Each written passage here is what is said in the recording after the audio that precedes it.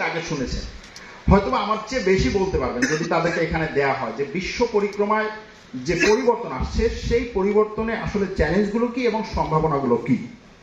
আসলে আমরা যদি এভাবে দেখি যে গত ৮০ বছর ধরে যেই সিস্টেমের উপরে এই বিশ্বকে দাঁড় করানো হয়েছিল, যেই সিস্টেমের উপরে এই বিশ্বের সবকিছু পরিচালনা করার চেষ্টা করা হয়েছিল এবং সেক্ষেত্রে সফল হয়েছিল, সেই সিস্টেমটা আস্তে আস্তে বিলীন হওয়ার দিকে এবং ধসে পড়ার দিকে যাচ্ছে। এই যে ধসে পড়ার দিকে যাচ্ছে সেখানে গিয়ে থামবে না, সেখানে নতুন কিছু আসবে।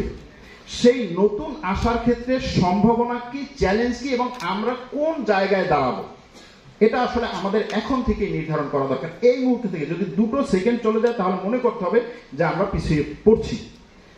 গণতন্ত্র এখন আসলে জনগণের জন্য আমরা জানি, কিন্তু আসলে এখন হচ্ছে গণতন্ত্র জনগণের গলা চেপে ধরে ক্ষমতায় থাকার একটা মূল মন্ত্র। ঠিক একইভাবে যদি আমরা বর্তমানে যে ডলার ভিত্তিক অর্থনৈতিক সিস্টেম দেখি, সেটা হচ্ছে অল্প কিছু লোকের টাকা কামাইয়ের একটা সিস্টেম, যেখানে সাধারণ মানুষ বা সাধারণ যে জনগণ অথবা সমাজের একটা বৃহৎ অংশকে কোনোভাবেই মূল্যায়ন করা হয় না, না সেটা বাংলাদেশে না সেটা অন্য কোনো জায়গায়। যদি আমরা ন্যায় নীতি এবং আদালতের কথা বলি, সেই সিস্টেমকে এমনভাবে তৈরি করা হয়েছে যে সেখানে গুটি কয়েক দেশকে রক্ষা করার জন্য পুরো সিস্টেমটা তৈরি করা। এখন এখানে এসে আমরা দেখছি যে সেই আমেরিকা থেকে শুরু করে বিশ্বের বিভিন্ন দেশে গণতন্ত্র ধসে পড়ছে, ধরে রাখা যাচ্ছে না। ঘরটা জরাজীর্ণ একটা ঘরে পরিণত হয়েছে, যদি সেটাকে আমরা একটা ঘর মনে করি। একইভাবে অর্থনৈতিক সিস্টেমটাও এখন পুরোপুরি ক্রিপ্টোকারেন্সির দিকে চলে যাচ্ছে। বর্তমান বিশ্ব বা বিশ্বের বিভিন্ন দেশ যারা পরিচালনা করছেন বলে আমরা মনে করি, তারা আসলে দেশগুলো পরিচালনা করছেন না। দেশ পরিচালনা করার নীতি এবং নিয়মগুলো তৈরি করছে বড় বড় মাল্টিন্যাশনাল কোম্পানি।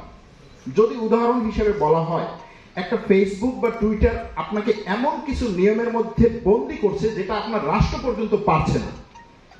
আপনার রাষ্ট্র যদি আপনাকে বলে যে আপনি এই কাজটা করার জন্য আপনি আপনার আইডেন্টিটি ভেরিফিকেশন দরকার, আপনি বলবেন যে দরকারই নেই, এটা কিসের জন্য করবো, আমি তো এই দেশেই করবো।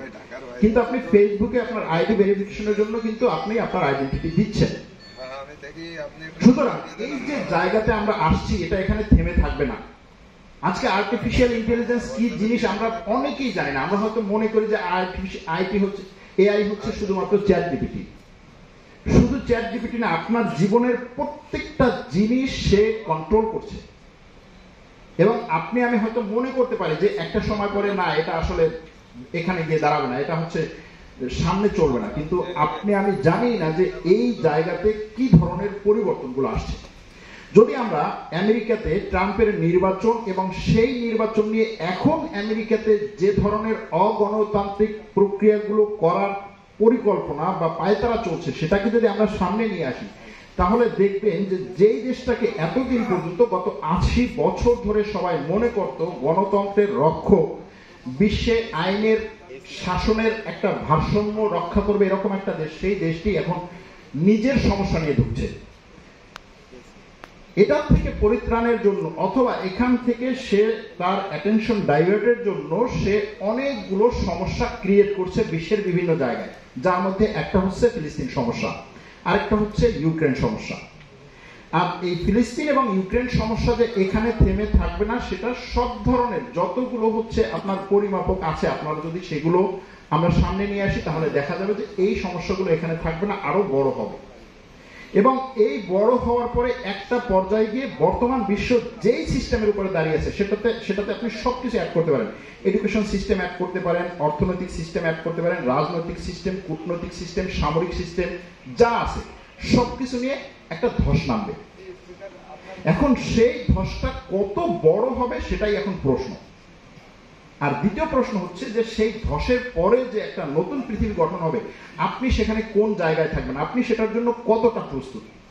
যদি এভাবে উদাহরণ দেই যে প্রথম বিশ্বযুদ্ধ আর দ্বিতীয় বিশ্বযুদ্ধের মধ্যে অল্প যে সময়টা, এই সময়টাতে যে কয়েকটি দেশ নিজেকে প্রস্তুত করতে পেরেছে, সেই দেশগুলো দ্বিতীয় বিশ্বযুদ্ধের পরে বিশ্বের হর্তাকর্তা হয়েছে। দ্বিতীয় বিশ্বযুদ্ধে যে সিস্টেমের পুরো ধস নেমেছিল, তারপরে যে নতুন একটা সিস্টেম এসেছে, সেই সিস্টেমে ওই দেশগুলো যারা বিভিন্নভাবে নিজেকে শক্তিশালী করতে পেরেছে তারাই কিন্তু মানে সেখানে মূল বক্তব্যের জায়গায় এসেছে।